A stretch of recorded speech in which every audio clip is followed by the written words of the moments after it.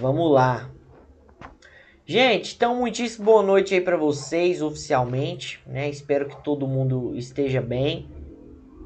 Saudade aí de vocês. Espero que, né, que todo mundo possa estar bem.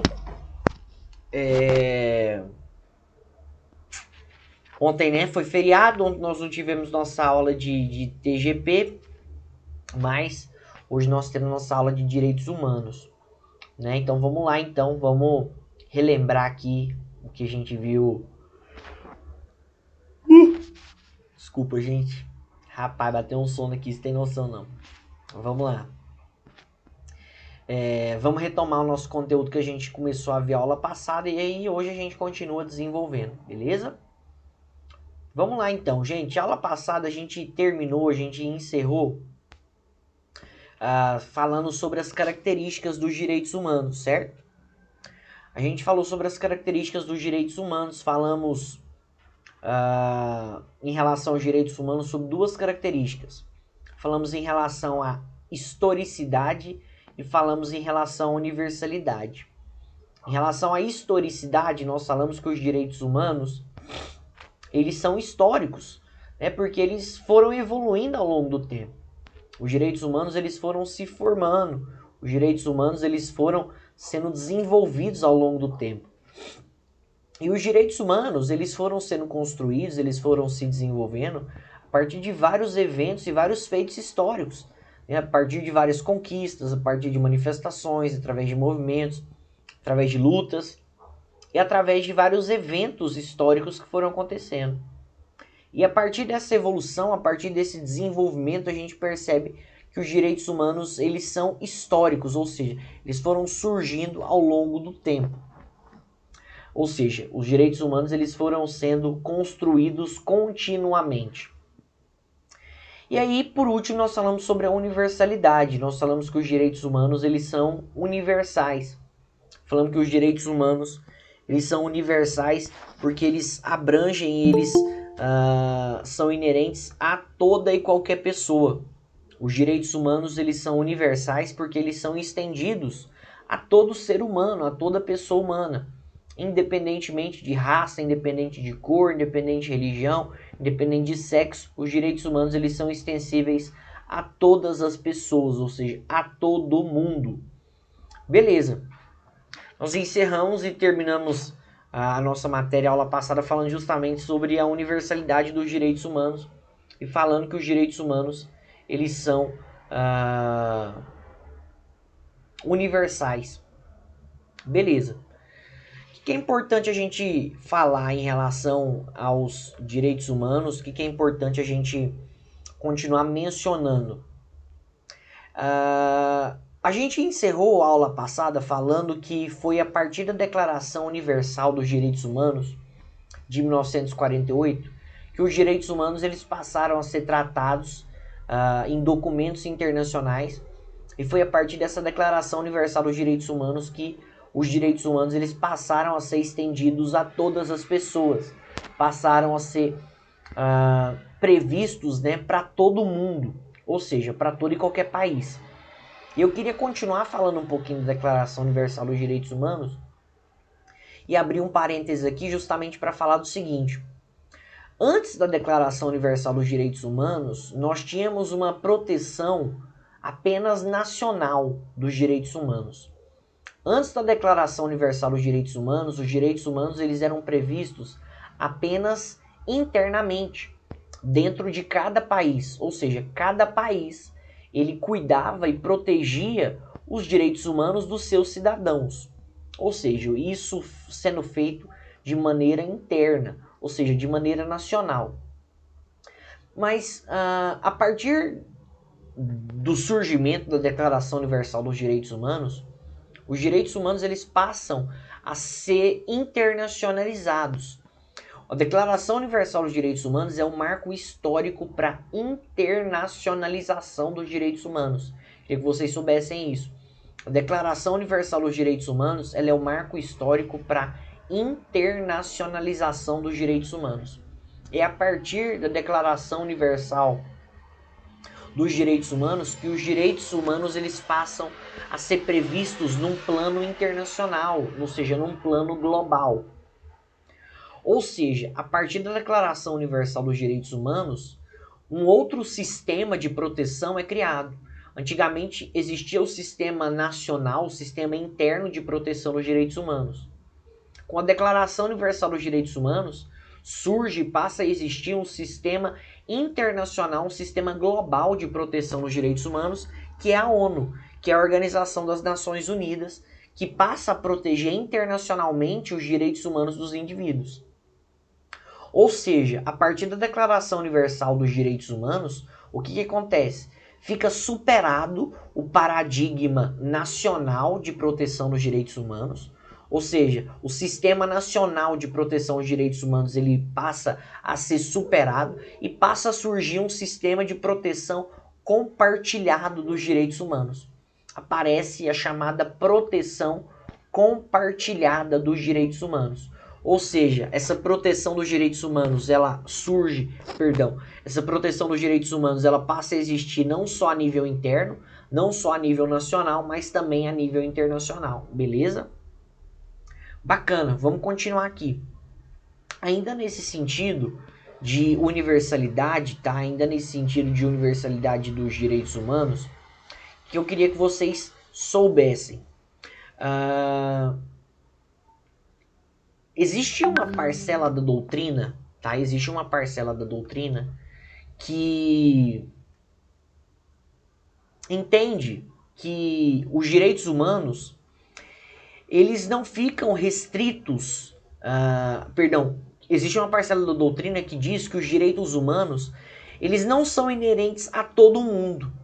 Existe uma parcela da doutrina que fala que os direitos humanos eles ficam restritos a determinados países, a determinadas pessoas.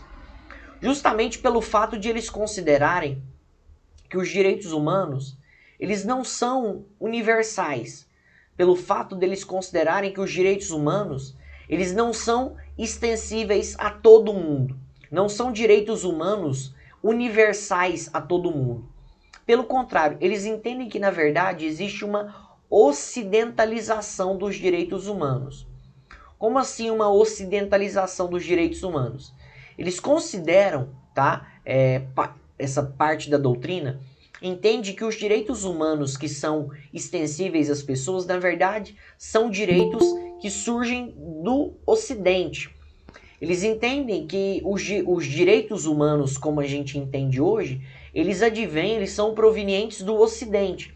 E são justamente esses direitos humanos que vêm do Ocidente, esses direitos humanos ocidentais, que tentam ser passados para as pessoas. E não direitos universais, ou seja, direitos para todas as pessoas. Não, são, por exemplo, são direitos de uma parte da população mundial, ou seja, direitos vindos do Ocidente. Em relação a essa ocidentalização, tá? Em relação a essa ocidentalização, eles entendem que que ocorre o chamado relativismo cultural. E aí eu queria que vocês anotassem isso daqui.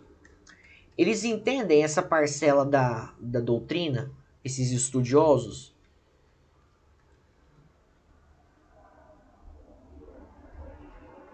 eles entendem que há o chamado que acontece, né? O chamado relativismo cultural. Por que o chamado relativismo cultural? Eles entendem que em determinados países as culturas são diferentes, os costumes são diferentes, as tradições são diferentes. E dessa forma não seria possível oferecer direitos humanos iguais para todos os países, para todos os povos. Porque eles entendem que tem povos que agem de determinada maneira e povos que agem de outras maneiras. Eles entendem que existem países que seguem determinados costumes, determinadas tradições que são contrárias aos direitos humanos e não teria como universalizar esses direitos humanos, colocar os direitos humanos como universais, ou seja, oferecer e providenciar eles para todo mundo, porque em alguns países e determinados povos, a cultura, ela obstacularia, ela impediria que esses direitos humanos fossem exercidos. Por exemplo, existem países que é muito comum que crianças trabalhem. Existem países, principalmente no Oriente Médio, que é muito comum que que crianças menores de idade, e aí a gente fala, né, eu falo crianças mesmo, trabalhem. Existem países que é comum que, como pena, aconteça a tortura. Existem países que ainda o sistema lá segue muito dos costumes lá. Então tem muitos países que ainda existe prática de tortura.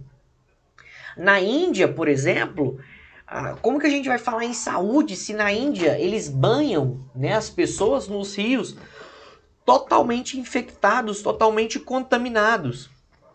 Mas isso é uma tradição lá. Isso é uma tradição lá. Como que a gente fala em previdência se existem países, por exemplo, na África, que nem existe isso?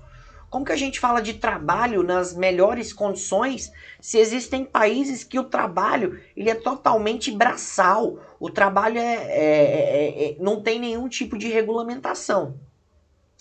Então, para essa parcela da doutrina, eles apontam que os direitos humanos eles seriam relativos, eles seriam relativizados. Ou seja, os direitos humanos eles não se estenderiam a todas as pessoas, mas sim a determinadas pessoas.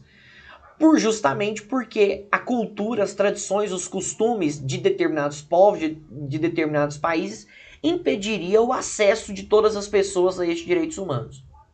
Pois bem, o que se entende de forma majoritária, tá? E o que se entende de forma majoritária é que os direitos humanos eles ainda são universais. O que se entende é que os direitos humanos, ainda de forma majoritária, eles são universais. O que se passou a prever e o que se passou a considerar é que essas culturas, essas tradições, esses costumes desses povos, desses países, eles devem ser considerados, eles devem ser levados em conta, mas eles não podem impedir que o mínimo de direitos humanos seja extensíveis e aplicados às pessoas. Ou seja, existem povos, existem países com culturas, com tradições, com costumes próprios e peculiares? Sim, mas apesar de eles serem considerados, apesar deles sim serem levados em conta, eles não podem proibir e eles não podem afastar a extensão de direitos humanos à população. As pessoas desses países, ainda que tenham esses costumes, têm que ter direitos humanos. E é isso que prevalece. Então a briga envolveria o chamado universalismo contra o chamado relativismo. E o que prevalece, tá? O que prevalece de forma majoritária é o universalismo. Os direitos humanos, eles são sim universais. Devem ser considerados e levados em conta os costumes, tradições e fatores sociais, culturais e históricos de cada país? Sim, mas isso não pode impedir nem afastar a aplicação dos direitos humanos a todas as pessoas. As pessoas devem ter o acesso mínimo aos direitos humanos que sejam previstos, independentemente da cultura de cada local. Beleza? Tranquilo? Até aqui tudo bem? Até aqui tudo bem, gente? Alguma dúvida?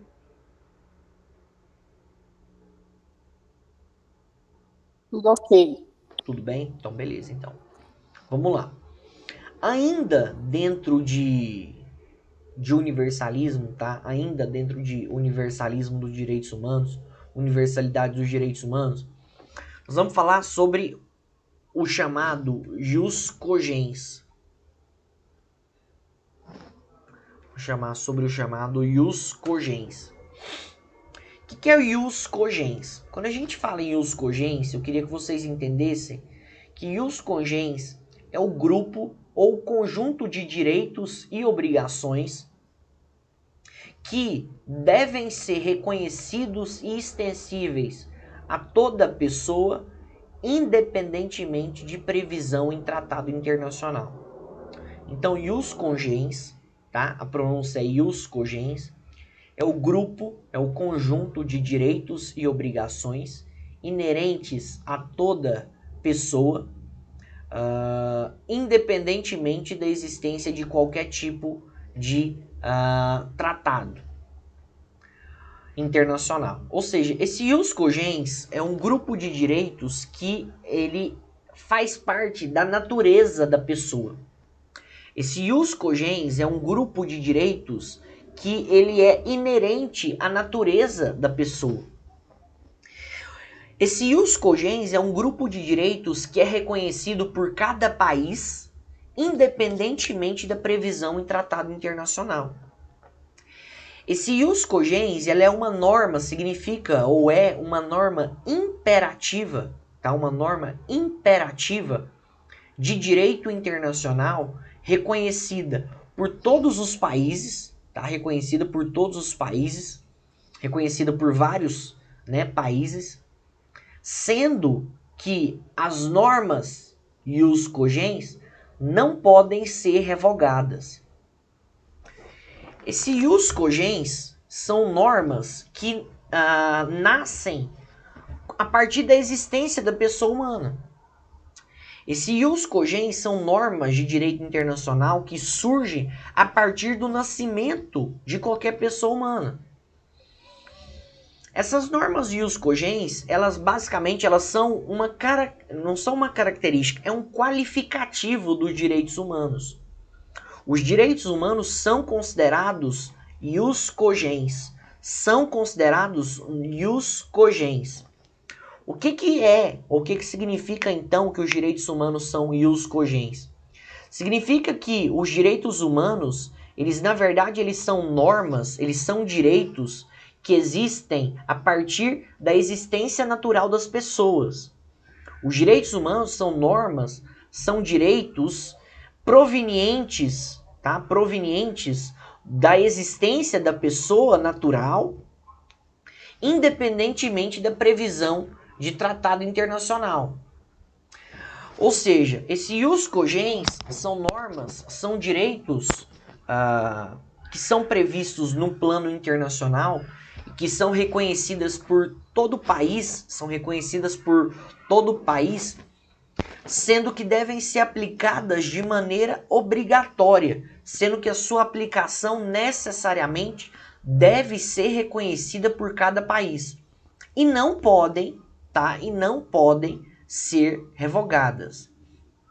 Ou seja, basicamente, quando a gente fala de ius cogens, são normas não positivadas, ou seja, são normas que não são previstas em tratados internacionais, mas que são reconhecidas internacionalmente pelos países a partir da existência das pessoas. Os direitos humanos, eles têm essa natureza. Os direitos humanos, eles são ius cogens. Por quê? Os direitos humanos, eles são reconhecidos internacionalmente, em mundo afora, mesmo não havendo previsão expressa em tratados internacionais sobre a sua existência. Porque os direitos humanos, eles são ius cogens justamente porque eles advêm, eles são provenientes da natureza das pessoas. Ou seja, são direitos que surgem naturalmente. São normas que surgem naturalmente. E todos os estados e todos os países reconhecem porque são normas que necessariamente e obrigatoriamente devem ser aplicadas. Exemplo, a proibição, tá? Proibição da escravidão. Proibição de escravidão. É uma norma que é considerada ius cogens. Porque apesar de não ter nenhum tipo de tratado sobre, todo estado, todo país reconhece que desde a existência humana é proibido haver escravidão. É proibido haver escravidão. Por exemplo, pornografia infantil.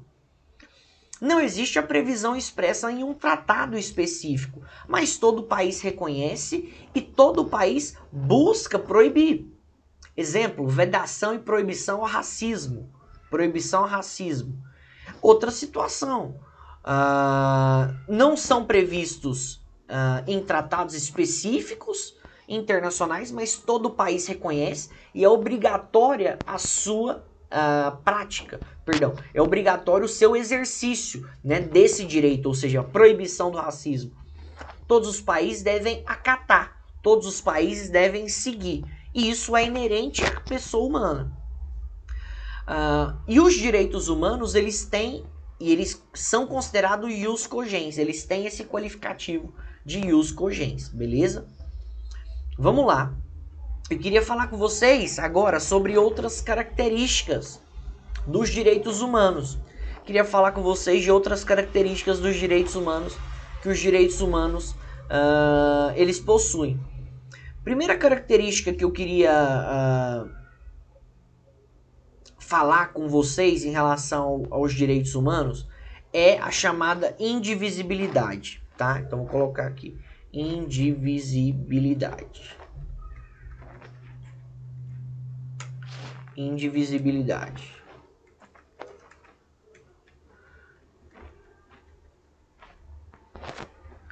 Então vamos falar aqui sobre a indivisibilidade. Indivisibilidade também significa interdependência, tá? A doutrina também classifica e chama muitas vezes a indivisibilidade de interdependência. O que significa falar que os direitos humanos eles possuem a indivisibilidade ou interdependência? Significa falar que os direitos humanos eles são indivisíveis. Os direitos humanos eles não podem ser repartidos, eles não podem ser quebrados, eles não podem ser separados. Os direitos humanos eles fazem parte de um núcleo único. Eles fazem parte de um núcleo único.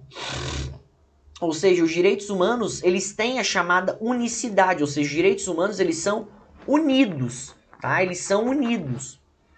O que significa falar que os direitos humanos eles são únicos ou eles são unidos?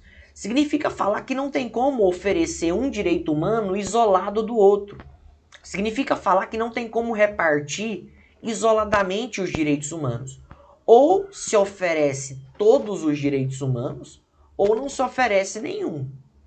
Ou se providencia todos os direitos humanos, ou não se providencia nenhum. Ou seja, quando a gente fala dos direitos humanos, a gente está falando de um conjunto, E esse conjunto ele tem que ser oferecido junto. É como se fosse um pacote. Não tem como ficar tirando as coisas desse pacote e dando. Ou entrega o pacote inteiro, ou não entrega nada. Ou seja, quando se fala de direitos sociais, direitos econômicos, direitos individuais, direitos políticos, não tem como oferecer isso sozinho, repartido. Deve se oferecer todos. Por quê? Porque um direito humano depende do outro. Um direito humano decorre do outro.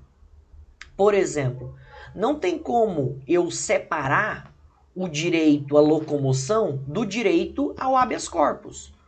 Um decorre do outro.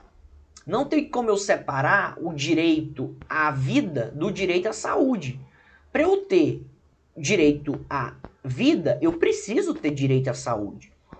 Não tem como eu separar e não tem como eu, digamos assim, dividir o direito, por exemplo, a culto religioso, liberdade de culto religioso, com liberdade de expressão.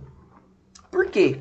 Para eu ir para algum culto e prestar culto, eu preciso ter liberdade de expressão de pensar o que eu quiser.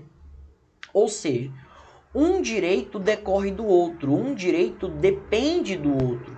E por isso esses direitos eles são conjuntos, tá? Eles não podem ser oferecidos isoladamente ou separadamente. Um decorre do outro, ou seja, é um grupo que é oferecido conjuntamente. Beleza? Bacana.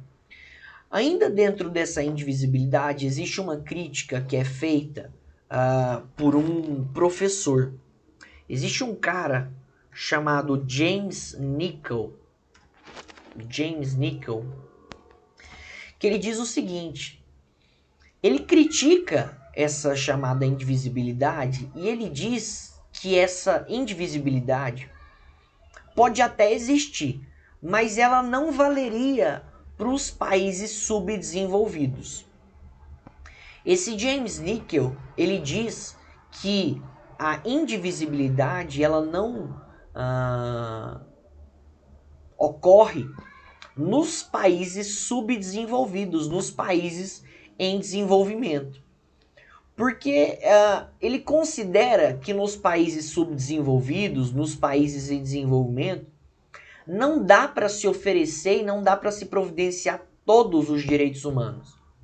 Ele considera que nos países subdesenvolvidos falta estrutura, falta condições, falta mecanismos para se implementar todos os direitos de uma vez. Ou seja, ele considera que nos países subdesenvolvidos, nos países em desenvolvimento, existem alguns direitos humanos que não vão estar prontos para serem oferecidos.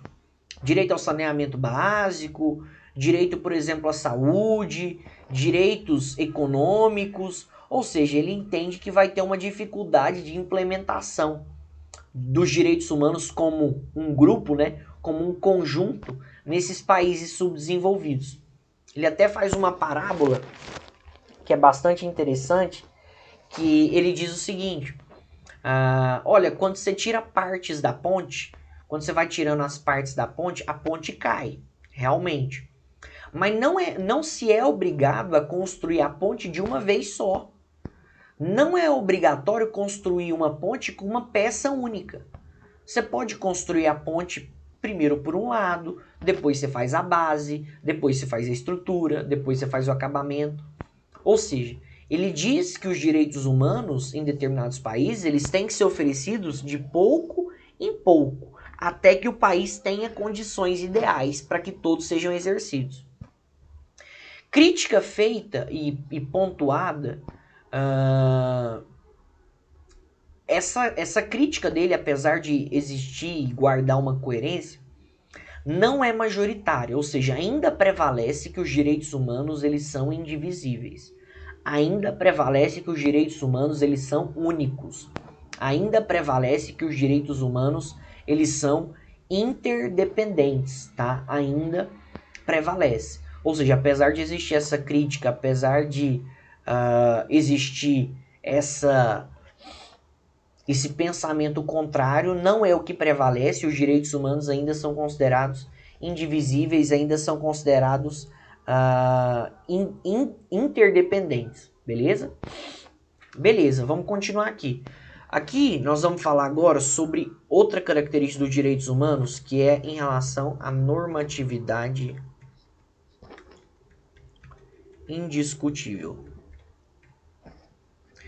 Normatividade indiscutível. O que significa falar que os direitos humanos eles possuem uma normatividade indiscutível? Significa falar que os direitos humanos eles são previstos em tratados internacionais. Existem sistemas de proteção dos direitos humanos a nível nacional, a nível regional e a nível global. E pelo qualificativo que a gente falou, os direitos humanos eles são normas ius cogens, ou seja, são normas imperativas, tá? São normas imperativas de direito internacional e que são obrigatórias de cumprimento. Ou seja, tem a sua carga normativa, tem a sua normatividade por todos esses fatores e é uma normatividade bem clara, ou seja, indiscutível. Outra característica aqui dos direitos humanos que eu queria falar com vocês é a chamada irrenunciabilidade. Irrenunciabilidade. O que significa irrenunciabilidade? Quando a gente fala de irrenunciabilidade, a gente está falando de algo que é irrenunciável. Os direitos humanos, o entendimento que se tem é que eles não podem ser renunciados pela pessoa. Eles não podem ser renunciados, tá? Por qualquer que seja a pessoa. Por quê? Qual que é o sentido de? Qual que é o sentido? E a doutrina ela faz uma explicação bastante interessante. Se os direitos humanos eles dizem respeito à condição humana, ou seja, se eles são inerentes à condição humana, como se pode renunciar à própria natureza? Eu acho essa frase, essa interpretação da doutrina sensacional. Que ela diz o seguinte: se os direitos humanos eles são inerentes à natureza humana, né? Se eles são inerentes à própria pessoa humana, como pode então uma pessoa renunciar a si mesmo, renunciar à sua própria natureza? Ou seja, a doutrina diz que os direitos humanos, como eles são inerentes a cada ser humano e a todo ser humano, ou seja, todo ser humano nasce com ele, não tem como se renunciar, não tem como se abrir mão dos direitos humanos. Os direitos humanos eles são indisponíveis, não só pelas pessoas, mas também pelo Estado. O Estado tem o dever de preservar, tem o dever de assegurar, tem o dever de garantir que os direitos humanos eles sejam cumpridos e sejam exercidos por toda pessoa. E essa irrenunciabilidade de direitos humanos que não permite que ninguém abra mão desses direitos humanos, eu queria que vocês anotassem isso daqui que eu vou colocar. Ela tem como marco, ela tem como leading case, né? Vamos colocar aqui como caso inicial o chamado caso Morstank.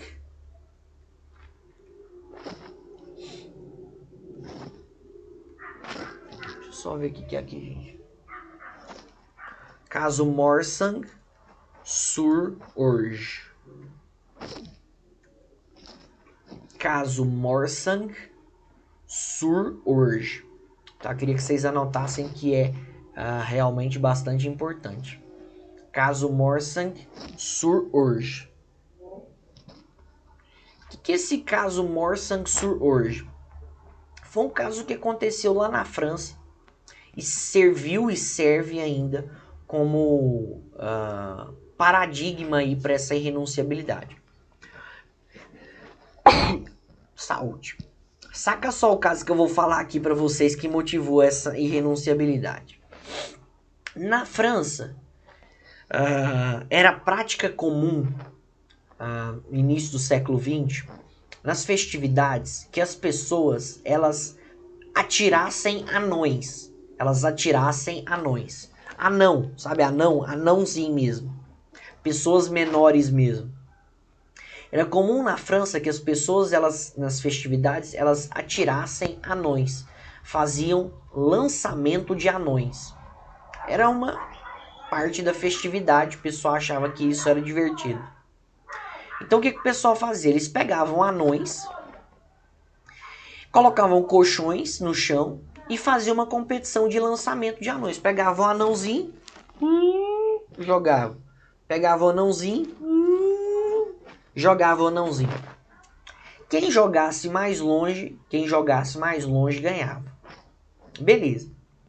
Só que, de tanto acontecer isso, uma vez em uma boate, né, numa casa noturna lá da França, eles estavam fazendo isso, né? Tinha um anão que estava sendo jogado, estava sendo arremessado em colchões. A prefeitura de uma cidade na França, tá? A prefeitura de uma cidade na França descobriu essa situação e cancelou o evento, cancelou a festa e interditou aquele estabelecimento. Sob o fundamento de que o anão não poderia ser arremessado. Porque estava sendo violada a dignidade da pessoa humana. O que acontece? Por incrível que pareça, o anão recorreu. E o anão recorreu falando o seguinte: olha, eu não tenho problema em ser jogado. Inclusive, esse é meu trabalho, eu ganho dinheiro com isso e eu quero que continue.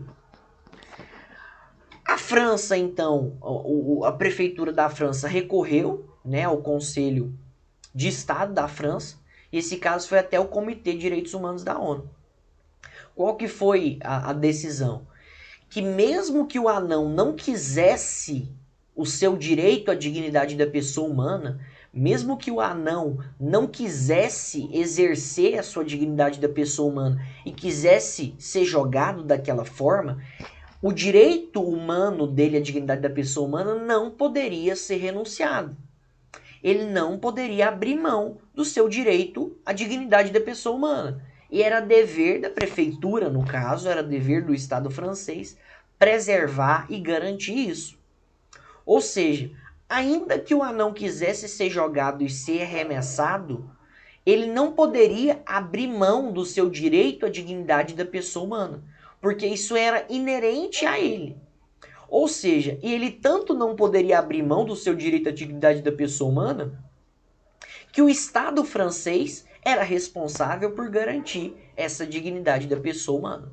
E o ganho de causa foi para a prefeitura da cidade da França. Beleza? E o nome desse caso aqui se dá pelo nome da casa noturna, pelo nome da boate. Boate, né? Ou casa Morsange-sur-Orge. Beleza? Outra situação que a gente tem em relação a essa irrenunciabilidade é que essa característica da irrenunciabilidade, ela traz algumas problemáticas para a gente. Ela traz algumas questões que têm consequência no mundo jurídico. Por exemplo, uma pessoa não pode renunciar o direito à vida. Por exemplo, no caso da eutanásia. Tá? No caso da eutanásia. A pessoa, vamos supor que ela está com dor, está sofrendo, está numa cama de hospital. E está pedindo o quê? Para desligar os aparelhos dela. Está pedindo para desligar os aparelhos dela. Será que nesse caso não se poderia renunciar o direito à vida? Ou outra situação. Aqui só falar para vocês, no caso da eutanásia já é pacificado, né, no nosso ordenamento jurídico, que a eutanásia é proibida. A prática de eutanásia é crime. Ainda que seja por uma causa nobre, né, ainda que a pessoa esteja com dor ou seja o que for, o direito à vida prevalece, né? Se não se pode renunciar à vida, né, se a vida seria irrenunciável, como então vai se justificar a eutanásia, né? Ou como vai se justificar o aborto? Agora, outra situação que tem, e que isso foi motivo até de ser levado até o STF, e aí eu até queria perguntar para vocês, foi em relação à questão de transfusão sanguínea para os testemunhas de Jeová. Não sei se vocês sabem, existe uma religião, que é a religião Testemunha de Jeová, em que os aderentes a essa religião, eles não permitem, eles não concordam com transfusão sanguínea. Eles não aceitam transfusão sanguínea, sangue de outra pessoa. Pergunto para vocês, imagine que uma pessoa que é testemunha de Jeová sofra um grave acidente e vá para o hospital, correndo risco de morte se não for feita uma transfusão sanguínea.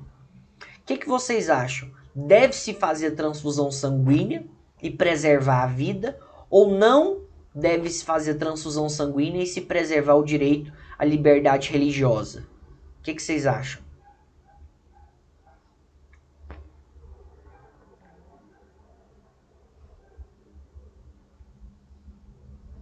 Gente, tudo bem? Me dá um feedback aí. Mandinha falou que acha complicado. Mandinha, é complicado.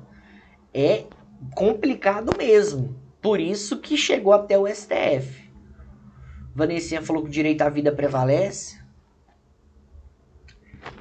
Mandinha falou justamente. Mandinha, essa situação, e a gente vai até falar da próxima característica, é justamente nesse sentido que você falou. Porque há um conflito de direitos. Né? Os dois são direitos. E aí quando os direitos conflitam, e a gente sabe que todos os direitos, né? A Paulinha falou, eu penso que deve fazer a transfusão e preservar a vida.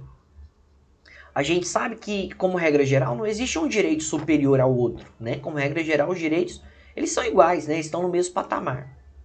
Agora, quando ocorre um conflito de direitos assim, o que acontece? Decisão, jurisprudência. A testemunha de Jeová, ela pode se negar a fazer a transfusão, ela tem até o direito de se negar a fazer transfusão, mas os médicos devem realizar a transfusão sanguínea e não vão ser responsabilizados nem o médico e nem o hospital. Nesse caso, em conflito entre vida e liberdade religiosa, prevalece a vida, tá? Prevalece a vida.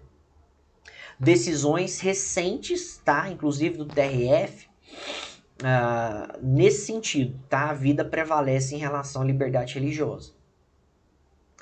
Ainda nesse sentido, e aí isso que eu queria falar para vocês, a próxima característica que nós vamos falar agora é a característica da relatividade, tá? Relatividade. Vou até colocar aqui. O que significa falar que os direitos humanos são relativos? Significa falar que os direitos humanos eles não são absolutos. Significa falar que os direitos humanos eles comportam situações em que eles devem ser relativizados. Existem situações que os direitos humanos, eles não necessariamente eles têm que ser exercidos. Existem situações que os direitos humanos eles podem sofrer limitações, eles podem sofrer restrições. Um exemplo que a gente viu é quando há um conflito entre direitos, quando um direito conflita com o outro, quando um direito conflita com o outro. Nesse caso, vai prevalecer um direito e o outro vai ficar limitado. Agora, podem existir também situações em que a ordem jurídica institucional ela está ameaçada. E nesse caso, os direitos humanos eles podem ser limitados. Exemplo, vocês já tiveram um direito constitucional, não já?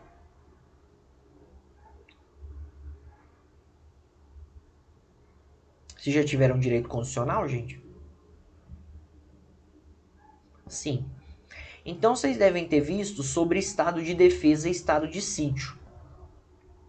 O que é o estado de defesa ou estado de sítio? São situações de anormalidade no país. São estados de exceção quando ocorre algum tipo de instabilidade, ou alguma calamidade pública, ou algum tipo de instabilidade institucional, ou até mesmo algum tipo de guerra. Nesse caso, no estado de defesa ou no estado de sítio, existem direitos que podem ser limitados? Existem direitos que podem ser restringidos? Existem. Direito de reunião, sigilo de correspondência, liberdade, né, de associações, direito de ir e vir pode ser restringido. Ou seja, existem direitos que nessas situações de estado de defesa e estado de sítio podem ser limitados, podem ser restringidos. E isso traz e reforça o que a gente falou em relação à relatividade. Outro exemplo, gente, vamos pensar aqui. A privacidade é um direito, né? A pessoa tem direito à privacidade, tem direito à imagem. Mas se a pessoa decidir inscrever no Big Brother, tem como a pessoa exercer a privacidade dela? Tem como a pessoa garantir inviolabilidade à imagem dela no Big Brother? Não tem como. Ela assinou um contrato e nesse contrato prevê que a imagem dela vai ser veiculada. Eu, por exemplo, como já falei para vocês, eu já inscrevi 3 vezes no Big Brother. Eu, hoje, né, eu sou super tranquilo, sou, né, super discreto, não tenho rede social, não gosto de expor minha vida e tudo mais. Mas se eu tivesse ido pro Big Brother, o que iria acontecer? A minha vida, né, a minha imagem ia ficar totalmente exposta. Ou seja, os direitos humanos, eles são relativos. Beleza? Beleza, vamos lá. Outra característica dos direitos humanos é a imprescritibilidade. Imprescritibilidade. O que é a imprescritibilidade? Traduzindo, significa que os direitos humanos eles não sofrem prescrição. Como assim não sofrem prescrição? Significa que após um decurso de prazo, após um decurso de um tempo, os direitos humanos eles não se perdem, eles não ficam perdidos. Os direitos humanos, eles podem ser exercidos a qualquer tempo. Os direitos humanos, eles podem ser exercidos a qualquer momento, independentemente do decurso de tempo, independentemente do decurso do prazo. Ou seja, se eu fico 10 anos sem exercer o meu direito à privacidade, eu não perco esse meu direito. Se eu fico 10 anos sem exercer, por exemplo, o meu direito, que for a liberdade de culto religioso, eu não perco esse direito. Os direitos humanos, eles permanecem, eles continuam e eles podem ser exercidos a qualquer tempo. E mesmo que passe o tempo, não sofrem prescrição. Eles não são perdidos pelas pessoas. Beleza? Outra característica aqui dos direitos humanos é em relação à inalienabilidade. Inalienabilidade. O que é inalienabilidade? Significa que os direitos humanos, eles não podem ser negociados. Uma pessoa não pode vender os seus direitos humanos. Uma pessoa não pode alugar os seus direitos humanos. Uma pessoa não pode vender, tá, a sua dignidade da pessoa humana. Uma pessoa não pode alugar o seu direito social, por exemplo, a saúde. Uma pessoa não pode transferir o seu direito para outra pessoa. Eu não posso vender o meu direito humano para você. Eu não posso transferir o meu direito humano para você. Eu não posso. Seguinte, não é que a pessoa não possa ganhar dinheiro usando um direito humano. Pelo contrário. Até porque, como deu o exemplo aqui, a pessoa no Big Brother, ela ganha dinheiro exercendo o direito humano à privacidade. Agora, o que não se pode é transferir o direito humano. Eu não posso transferir o meu direito humano para você. Não posso transferir o meu direito à saúde para você. Não posso vender o meu direito, por exemplo, a moradia para você. O meu direito humano eu não posso. Ou seja, o direito humano ele é inerente à pessoa e ele é próprio da pessoa. Esse direito humano ele não pode ser negociado, ele não pode sofrer transações, ele não pode ser vendido, não pode ser comprado, não pode ser alugado. Beleza? Outra característica do direito humano é a chamada concorrência. O que significa concorrência? Significa que os direitos humanos eles podem ser exercidos uns com os outros. Significa que um direito humano não exclui o outro. Significa que um direito humano ele pode ser exercido concorrentemente e cumulativamente com outros direitos humanos. Eu posso exercer o meu direito ao lazer juntamente com o meu direito à cultura. Eu posso exercer o meu direito à vida juntamente com o meu direito à saúde. Ou seja, um não exclui o outro. Ou seja, o exercício dos direitos humanos ele é concorrente. Um concorre com o outro. Ou seja, os direitos humanos eles concorrem. Eles podem ser utilizados cumulativamente e concorrentemente. Beleza? E a última característica dos direitos humanos que nós vamos tratar é a chamada complementariedade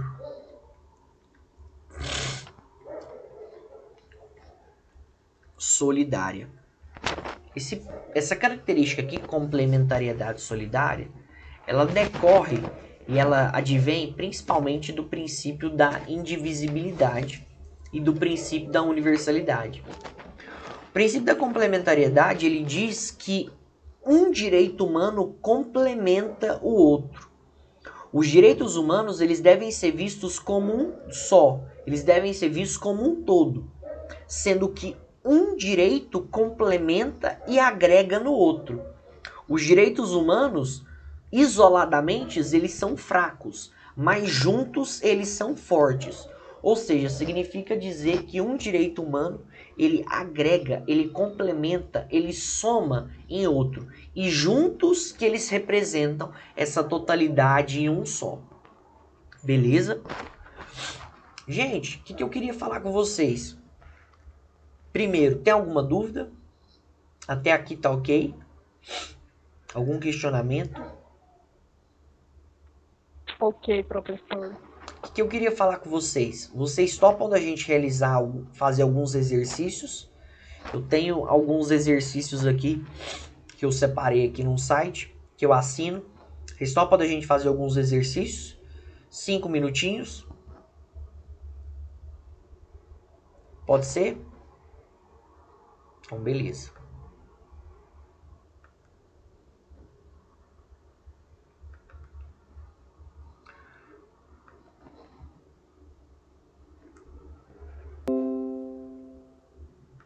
Tá todo mundo vendo? Sim. Todo mundo vendo? Então tá beleza. Esse daqui é um site, gente. Até indico. Chama QConcursos. Tá? QConcursos.com. É o maior site de questões, né, do Brasil. Tem questões de concurso, tem questões de OAB, tem questões de tudo quanto é tipo. Tá? Tem provas que a pessoa pode acessar. E a assinatura dele é baratinha, 10, 15 reais por mês. Se você não quiser pagar também, você pode resolver 10 questões por dia. Fazer sua assinatura lá, é bem tranquilo. Então eu, como professor e como amigo, eu sugiro para vocês, beleza? Vamos lá. Vamos fazer algumas questões aqui. Vamos fazer essa questão aqui, ó. Considerando os direitos humanos... vou até falar outra característica aqui para a gente poder responder essa questão. Uma outra característica dos direitos humanos é a chamada inviolabilidade. O que significa inviolabilidade? Significa que nem as leis do país e nem autoridades podem violar os direitos humanos. Os direitos humanos, eles são invioláveis. Eles não podem ser violados, eles não podem ser usurpados, nem pelas leis de um país, não podem ter leis de um país contrárias aos direitos humanos, nem pelas autoridades locais. Então vamos lá. Considerando os direitos humanos como um conjunto de regras para salvaguardar as necessidades essenciais da pessoa humana e os benefícios que a vida em sociedade proporciona, a fim de que a pessoa, ao mesmo tempo em que se torne útil à mesma sociedade, viva em harmonia e goze de paz.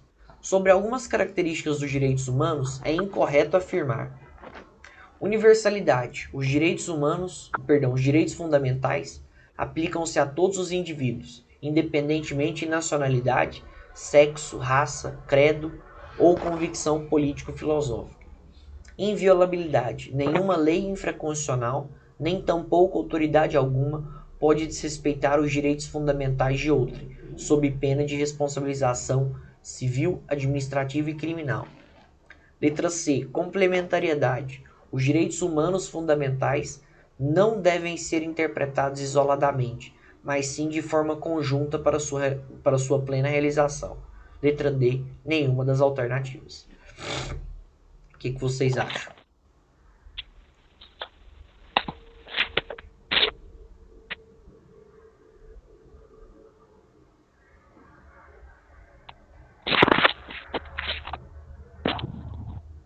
O que vocês acham, gente? Qual dessas aí não trata de alguma característica dos direitos humanos?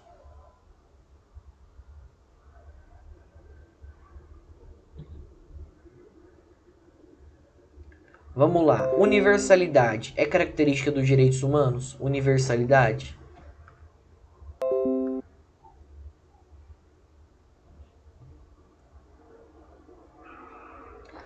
Justamente, é isso que a Paulinha falou. Todas tratam. Ou seja, a resposta certa aí é a letra D.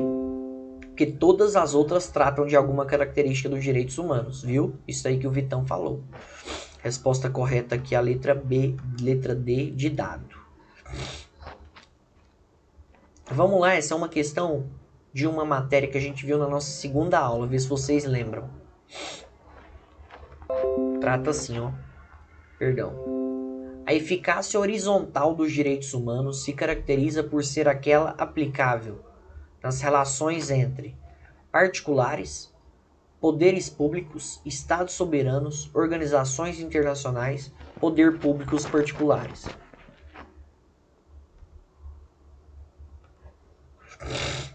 Eficácia horizontal, gente. Eficácia horizontal trata do quê? Lembra que a gente falou de eficácia vertical e eficácia horizontal? A eficácia vertical era o Estado com os cidadãos, era o Estado com a população. E o que é eficácia horizontal?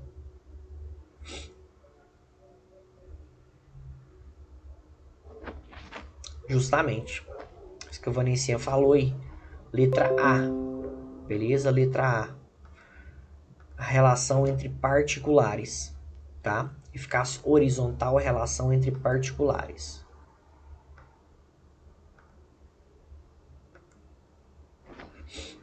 Vamos fazer uma última aqui. Vamos lá. Assinale a alternativa que não apresenta características dos direitos humanos. Relatividade, indivisibilidade e historicidade, irrenunciabilidade, prescritibilidade e universalidade, interdependência, cumulatividade e essencialidade, inexaurabilidade, inalienabilidade e limitabilidade. Qual dessas aqui não apresenta característica de direitos humanos? Qual que está errada?